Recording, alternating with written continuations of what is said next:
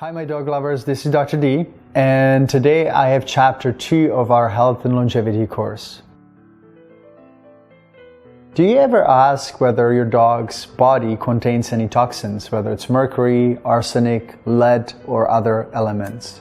I never asked this until about 10 years ago when I started to see that some dogs that had seizures had elevated levels of mercury from hair testing that I started to do.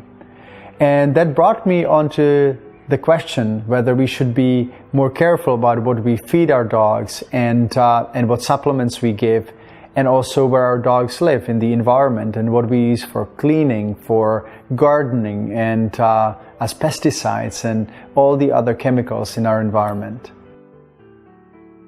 In the first part of our health and longevity course, I mentioned that the most important part of keeping our dogs healthy is to have open mind and also knowing what we don't know. I also talked about nature and how fantastic it is when it comes to maintaining health and how the best way to keep our dogs healthy is actually following the nature's principles of healing. If we follow nature, the first logical step to eliminate potential cause of disease is actually to detox and eliminate all the toxins.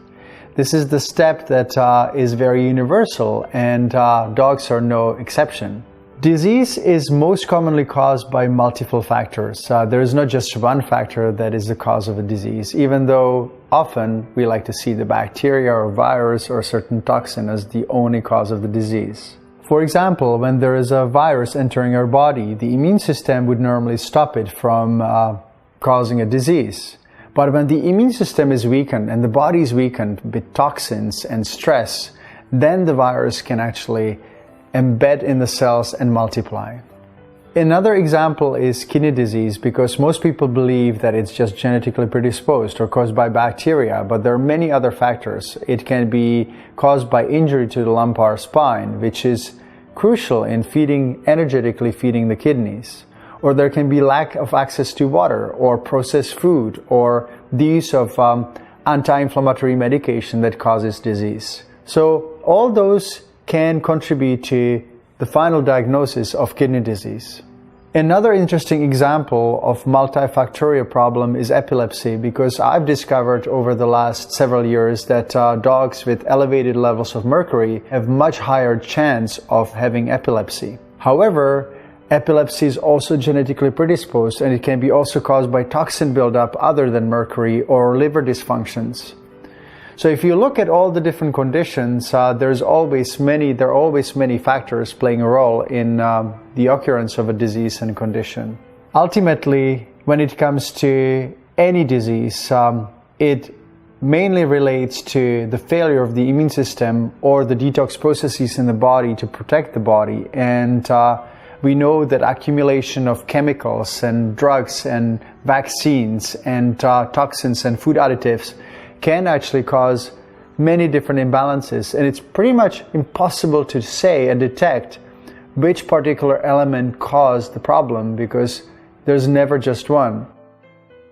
When it comes to the process of creating health and preventing disease or treating it, the first step is definitely finding out what your dog's toxic levels are, and also what minerals are missing. Most medical conditions happen gradually. They don't happen from one day to another, but the disease and the imbalances build up over time, and then when it reaches the tipping point, then you start seeing symptoms. So it takes some time for disease to develop, and we do have plenty of opportunity to watch the body's signals and symptoms before the actual diagnosis is established. Unfortunately, quite often, people don't notice what is going on because they don't know what they don't know, and they don't understand what certain symptoms or behavior mean. When it comes to toxins, there are some of the key ones that we know are causing harm and damage the health of our dogs. Good examples are mercury or arsenic, lead, and strontium.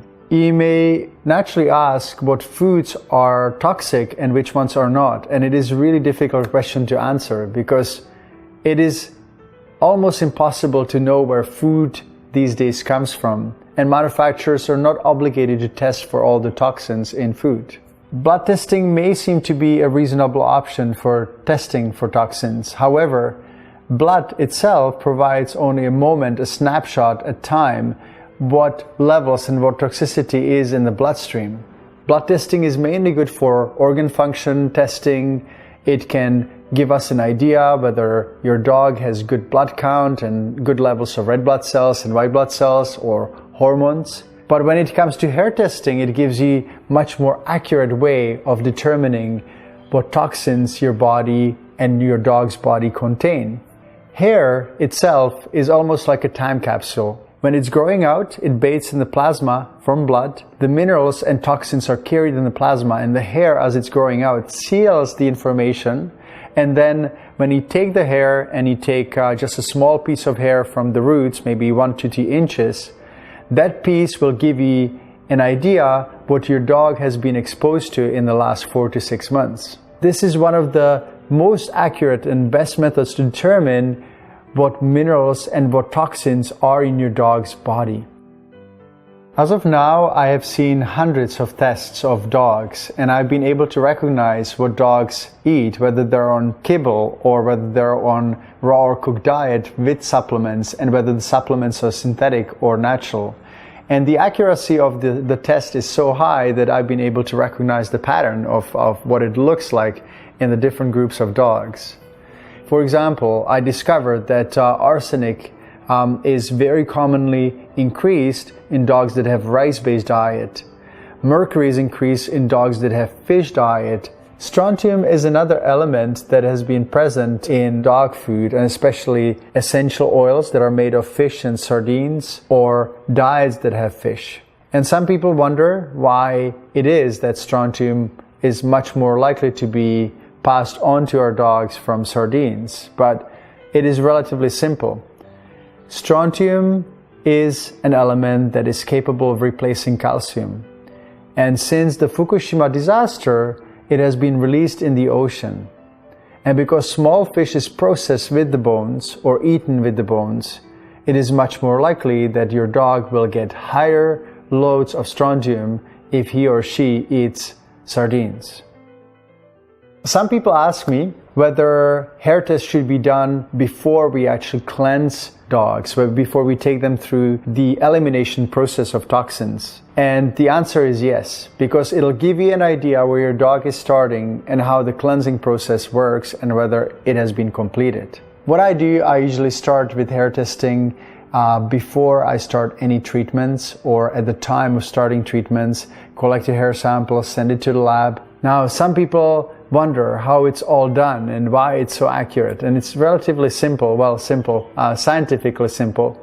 The hair is heated under very, very high temperatures, and when the hair reaches those high temperatures, it disintegrates into plasma, and then the atoms actually of different elements start shooting against the sensor, and the sensor reads and quantifies the presence of different elements and toxins. It has been one of the most helpful methods of figuring out, determining why a dog is sick.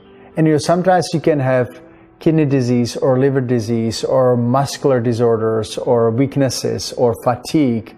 And when you do hair testing, suddenly you have the whole picture and you understand that there is missing magnesium or selenium or zinc and other elements. I find that many dog lovers really enjoy reading the results and learning from them, and then seeing the improvement over time when they implement the right cleansing process and give the right food and the right supplements.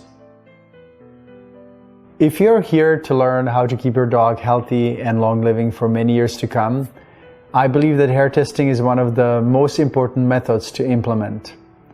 If you test your dog, you'll be able to see what minerals are missing and what toxicity there is, and then take the appropriate steps. And maybe you will get some answers to the conditions that your dog has been suffering from. So thank you so much for watching this video, and I hope I'll see you at chapter 3. Take care, have a nice day.